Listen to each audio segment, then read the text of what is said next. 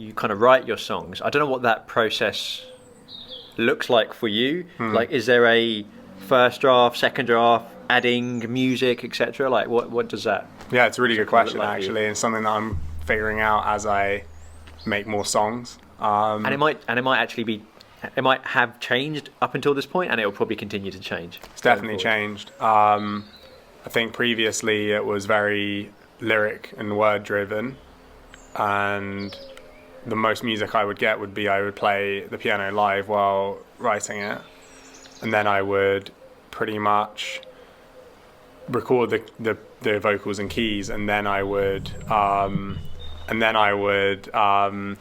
add other instruments and stuff over the top. But increasingly, like you say, I'm becoming more sonically aware. I'm kind of looking to drive with the music more as time goes by.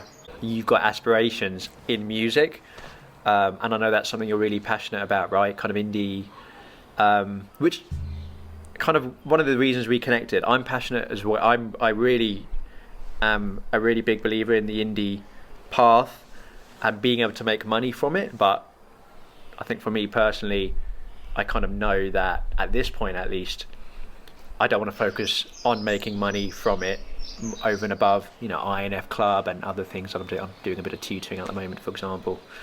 So yeah, I don't know if you have anything that speaks to that. Yeah, I mean, well, on the kind of timing of when you can start expecting to make money, I think music is a particularly slow one. A lot of people don't realize this, but I saw Aidan Martin speaking about when he had a top 10 hit, it was 18 months later that he got the publishing royalties that he was due for that. So you can be famous and poor for a while. I feel like I've kind of had a small glimpse into that in my own sort of local way with the runaway success of my first single I put out, which was it's from the Beast side of the album, which is where I explore the idea of having a rapper alter ego, which leans into some of the more ridiculous aspects of being from like a small town in England. So I put out this video. It was it's very kind of me focused, a bit like you say, but I think, this links to kind of like what Matthew McConaughey says. I saw him on Jake Humphrey's High Performance podcast saying, the more and the more selfish he got with his work, the more actually universal it became and the more the experience was for people. Wow. So I feel like that kind of happened with this YouTube video I put out. It's called Swan Center, and it's ostensibly just about this shopping center in my hometown, but people were connecting with it and sharing it out like pretty broadly. I was getting hit up by various people from around the country, some quite high profile people like the creators of the In-Betweeners saying like, hey, we that really connected with where we grew up in like the outskirts of like in Surrey somewhere, hanging out down their local shopping center. So yeah, that kind of showed me that sometimes you gotta give yourself patience, give yourself a good couple of years to make that transition.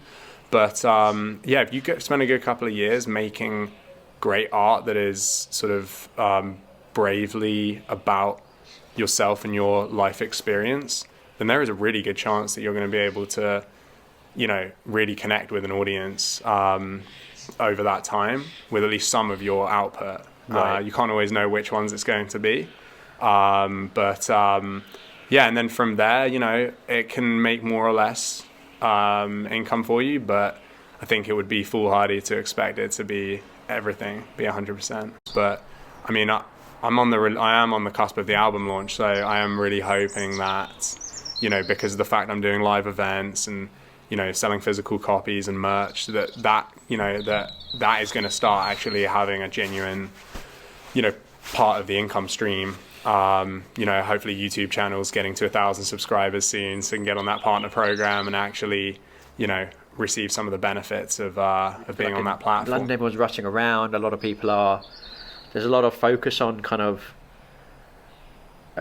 the self and kind of money and all these stuff. And I don't know, it just feels really different up north. I'd be fascinated to know what you make of it. Yeah, no, I'm really excited to find out, because I think that definitely, like in the south, I'm coming from the small town environment, and like, I like to have a giggle about it. There's a lot to love about it though, and there's some really friendly people down there. And and then up in London, like, it's like, why did I move here? It is because I'm trying to focus on launching a career. I'm releasing an album on June the 30th, and I'm releasing it. I'm going back down to my small town of Eastleigh to launch it, but I'm coming straight back up here to try and look for venues to perform, the songs in, and meet people in the industry. So that explains why London attracts people who are focused on, making their careers happen.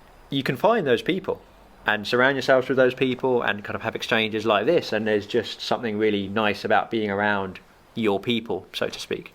Yeah, I think there's more people here who are able to live that life out more. Right. But I believe that there's a lot of unearthed talent in England's small towns. I mean, that's one of the things I'm trying to try and do with the album tour. Is it's not just the Smalltown Dreamer tour, it's a Smalltown Dreamers tour, but basically 3 acts that have shown promise, like for example playing online and stuff, but haven't actually been given a stage before, and actually put them up on a stage. Mm-hmm. The usual narrative with this is kind of like, they're unearthed talent, so let's go X Factor on them and thrust them out into the limelight and make that take over their life 100%. Like, no, can we unearth their talent and allow it to grow organically over a few years and, gradually become a bigger part of their life? I've had agency to choose my name, Cerulean. It's to do with the sky. It is, so there's meanings on it, obviously, because it comes from the Latin for blue, sky blue, and as it's the dreamer in me, and it's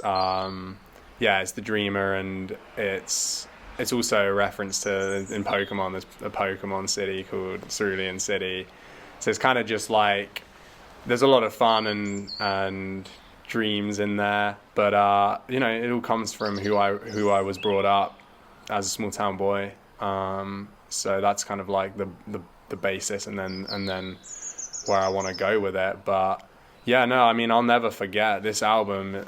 Putting my debut album out, being all about Eastleigh, is kind of my way of saying I'm not forgetting you guys, and your community. What's your number one community? It's your family. What is it about music? What it is about music is it's about an audience and finding an audience.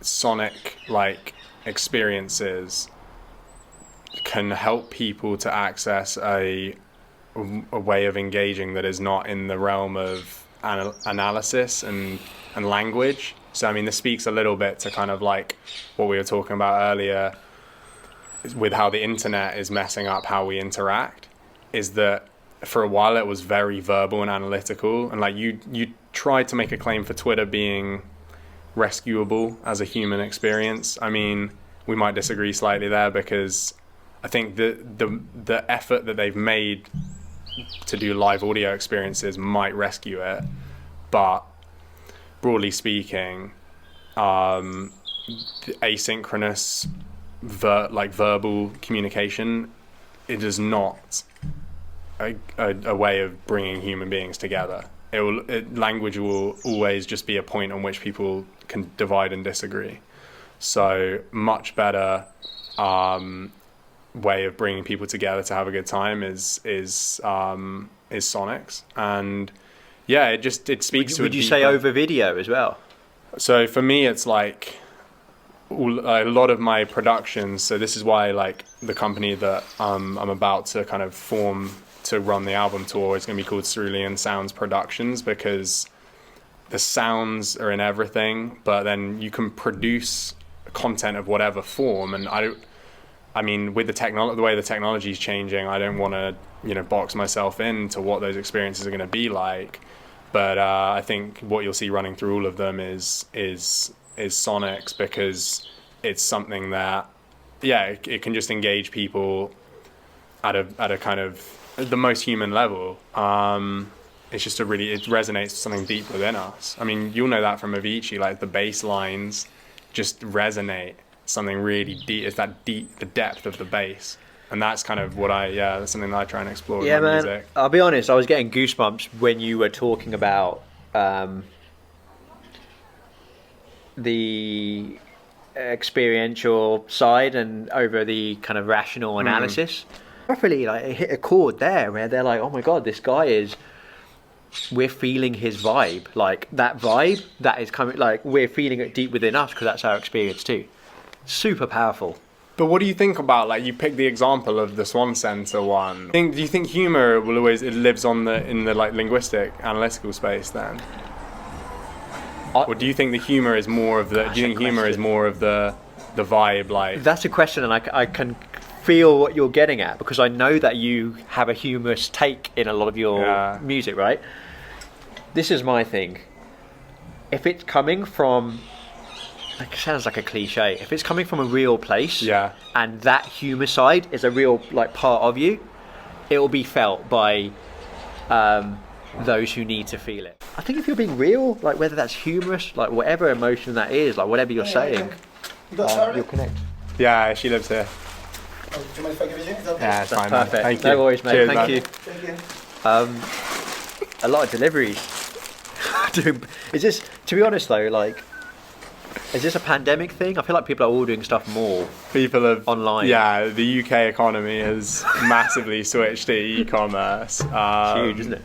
Yeah, man. People are consuming a lot of things online. They are consuming a lot of niche things, like you mentioned. Like, do you want to try to go mass market and just make something that's like, you know, really good and like everyone, oh, that's really good.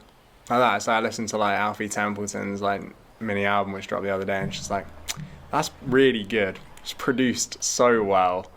But like, did I get a sense for Alfie the man? I don't know, man. Right. I really don't know if I did. So that ties into what we were saying before. Anytime I can get a sense of who that is, and I think for me, I just feel it. Like it can be anything from Notorious B.I.G. My life as a middle class dude here in England is very different from his. His documentary's on Netflix, and I'd heard his music, and I was kind of into his music. I realised kind of contextually everything he was going through as he was making that music, and I'm just like, rah, he is just being himself. And he's got a beautiful voice, I think, which helps, but he's just being himself and he's talking about it. I do explore the idea of personas and playing characters, because I ultimately believe that we are all, to some extent, playing part in a social production. So I kind of make that explicit with doing my very clear character, which is my rapper alter ego, MC Beastly, right? But even that speaks to a lot of the truth of what I grew up in. Comedy's a great example. You can really convey messages through comedy that you might otherwise not be able to. So that's kind of what sprang to mind for me. Totally, yeah. It's like comedy and also like other emotions. Like, I'd say it's in the name of Beastly. It's like certain emotions like anger and frustration and stuff like that we don't really usually allow ourselves to express. When do we literally, like, when's it ever encouraged for people to express those emotions in their daily life? But like, everyone feels them. I mean, with the cerulean, my work under that name doesn't have as clear like a thing, because it more or less is me. I'd say like when I assume that name and when I put out work under that, on that basis, it's kind of almost a signal of like, I'm setting an intention to raise my energy levels, to give a lot more, to put on a show for people, which is an act of generosity, of giving them your raised levels of attention and energy. And it's like, yeah, ultimately I want to bring Lawrence Warner along for that journey. I want to bring me into that growth. But is it fakery to change as a person from who you were yesterday? Right. I mean, I don't think so. I think if anything, that's more real to say, here's my aspiration to be a more generous, more energetic person. So for now, I'll do that by appearing on stage under this name and with a certain vibe and with more extravagant costume, but ultimately, like, it's because that's who I want to become more in my day-to-day life. If I can meet the right people to be around. For example, like in the music video I'm putting out on Wednesday, Island, it's like, you've seen that in the thumbnail, I'm wearing this purple sort of, I don't know how you describe it, but like some sort of coat. How do you describe it? It's like, you thought it looked almost French. Yeah, right? Just because there was like the stick had like stuff around it, so it looked like a little bit like a baguette, like attacking the island. Yeah, but no, it's like a coat. It was like it was purple or deep blue. Yeah, I thought. It's purple. Yeah, it's called Island, and it's like the lead single from the album. Nice. And it's basically, it kind of relates actually. So it's called Island because it's about two islands. One is the magical, mythical island that Prospero and his daughter Miranda shipwreck in Shakespeare's play The Tempest, and the other is the island upon which we now stand and sit, which is historically called Albion, referring to the white cliffs of the south coast. Great Britain, often called. But my song attempts to kind of defamiliarize it with us, because what we actually all think of it as the street that we're on, and we think of it as, oh, this is my house or whatever. But it's not. It's an island, just like the one in The Tempest. It's got trees and stuff, and it's got like sand.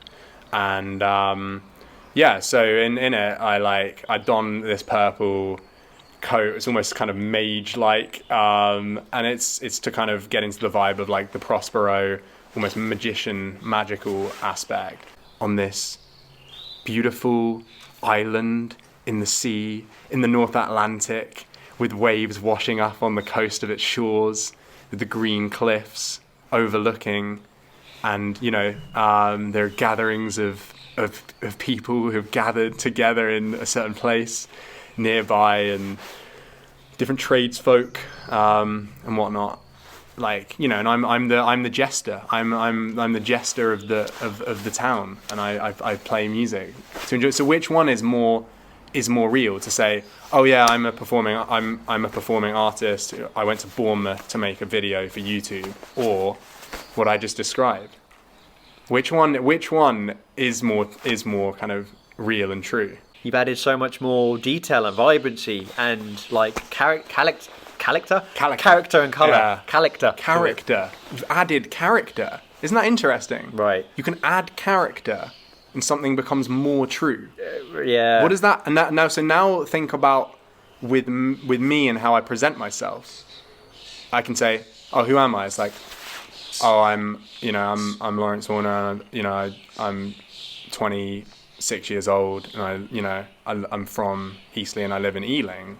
Or if I say, I only live in places with an E and an A at the start.